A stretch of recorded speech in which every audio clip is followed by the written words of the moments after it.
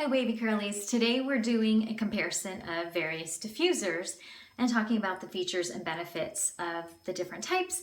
So in case you're considering getting a diffuser or adding a diffuser to your arsenal, hopefully this will be informative for you. So to start off with, I use this Revlon 1875 ion dryer. It has 3 heat settings, hot, warm, and cool, and it has 2 fan settings of high and low. Now I find that this dryer tends to be a little bit mild compared to some if you're comparing across the board. I experience a lot of hotel dryers and other things like that, and it definitely is not one that gets way too hot on warm or blasts way too fast on the low settings. So keeping that in mind, this came with this diffuser. I bought this on Amazon for about $19.99 last year, and they're still running about that price. And I love it. I love it. For my fine hair and what I need to do, I'm super happy with this dryer and how it works with my various diffusers. Now, this is the diffuser it came with. And you can see, let's see, I don't know, with my skin through the back, you can see that those holes are pretty big. You can see my hand through there. So it doesn't do a lot of diffusing of air. It does a little, but right through the center, there's a lot of air coming out, and you don't get very much through the pegs. You can see that there's a little bit of a hole, but it's not huge. So you get a little bit of airflow through the finger prongs, but not at the very tip, kind of on one or 2 sides, maybe 3. Anyway, I found that this has too much airflow and I get frizz. I see my hairs blowing as this is happening. So I didn't need to use this. I had other options, but I don't recommend the diffuser that comes with my dryer. And I hear a lot of people say that they get frizz when they diffuse, and my first thought is usually it could be your diffuser. It may not be your technique. It may not be your dryer. It's just that this isn't going to be probably the best diffuser. It's just made as like a general, average accompaniment for your dryer.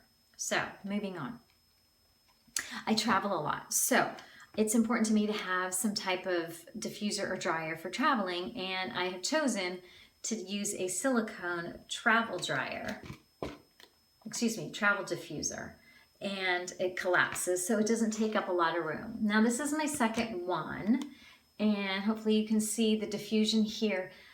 Because of this little snowflake design, it actually blocks all that air coming through the center that this one did not. This one let a lot through the center and less through the sides. This pushes a little bit more out to the outside. So this one has very little bowl. It's very shallow. You can see, it's just about the 1 knuckle at the deepest at that. There are no airflow capacities through these little nubbies in here, and I'm missing one. It's usually floating around. It comes off all the time. But there's no airflow really through those. I think at the base of it, but the base is right next to the base of the actual bowl, so that doesn't really, matter here or there. The things I do love about this is because I have shorter layers, I like to go in right here, and I don't want a deep bowl because I want some scrunch. I want that hold, that support of my hair when I'm drying it, and this gives that to me because it's a shallow bowl. The bad thing about the collapsibility is that depending on which one you get, they can collapse kind of easily. So if you have heavy hair, long hair, and you're putting it in there, you may find that it's starting to do that. Now, like I said, this is my second one, and it doesn't say which brand. It was like the cheapest one I could find on Amazon like this. My previous one was by the brand Haute Gear, Haute, and that one, although it was a little bit more difficult to fit things on, it was a little more snug. I find this one's really pretty universally workable. It didn't collapse as much, so the previous one didn't collapse as much. Now for me and my fine hair that doesn't weigh a lot, this isn't such a bad thing, but if you have thick, heavy, long hair, something to think about when you're traveling. If you can, test them in person or or read the reviews about how collapsible it is. That might help. So I think this is good for shorter layers. Now, moving on to the Black Orchid by ExTaba. This has a really deep bowl and a really big bowl. You can see it's as big as my head. So it's very deep. So it's like a whole finger deep for me. And the prongs have holes that let a good amount of air through them. So not only the ones on the outside, but the ones on the inside. So that's better because it can let air get towards your roots, and it's really evenly dispersed. You've got this one little thing in the middle that has some air that comes out through the sides. And I feel like there's not one just major place that the air is blowing. And for those of you with more hair, longer hair, it can encompass a lot more hair all at one time. So that's good, getting things down to the root too. So I use this the majority of my diffusing, and I do use this at the beginning because I like to hit those shorter layers and give them support and kind of get a cast to start forming. So this is great for a lot of support and a lot of air. So it really can cut down on your drying time by having this rather than something small that doesn't blow as much air or cover as much ground. So the fourth diffuser I'm going to talk about is this. It looks like the Deva diffuser, but it's a dupe. It's a, you know, knockoff, and it's all black, and I got this on Amazon as well. So this has exactly the same features of the Deva Hand.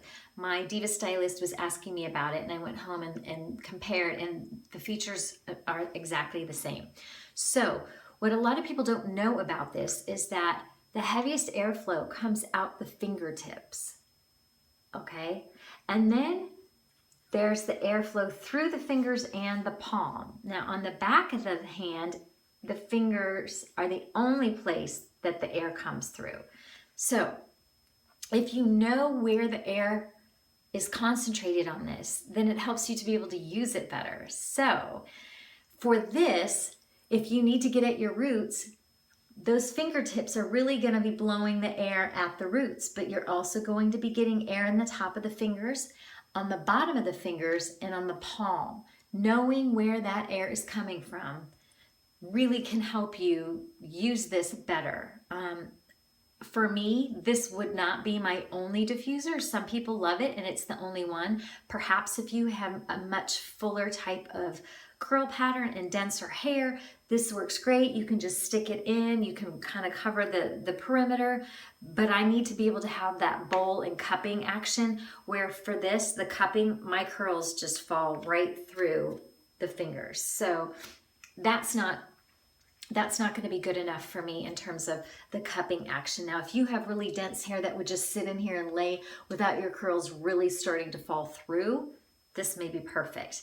If I had to do without one of the diffusers, it's obviously this one. I never use it. It came with the dryer.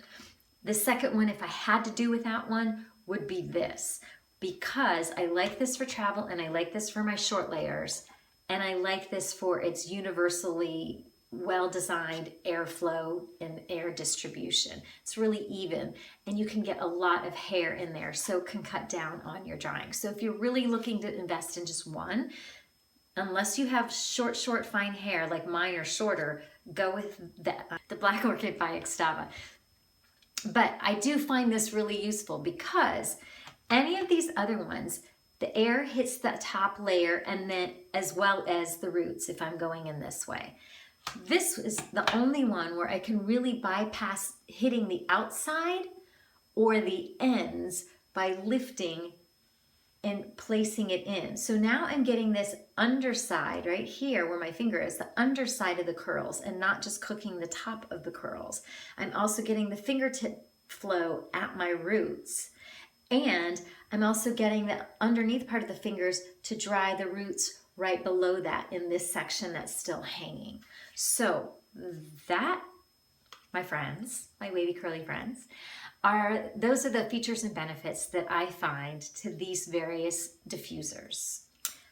And like I said, if I only could have one, I would go with this one. 2 if you travel. 3 if you have potentially a lot denser hair. You might be able to get away with just this, or if you have a longer, thicker, denser hair pattern and you want to do these 2. I think this was for me about 14 on Amazon and this was about 17. So they're not super expensive, and with as much as I use them and I feel like the difference they make in my hair rather than just being stuck with this little thing that came with my dryer, it's completely worth the like roughly $30 investment I made. So hope that helps you. If you have any questions, let me know. And what do you use to diffuse your hair, or do you like to air dry? So let me know in the comments, and I hope to see you again on another wavy curly video soon. Bye.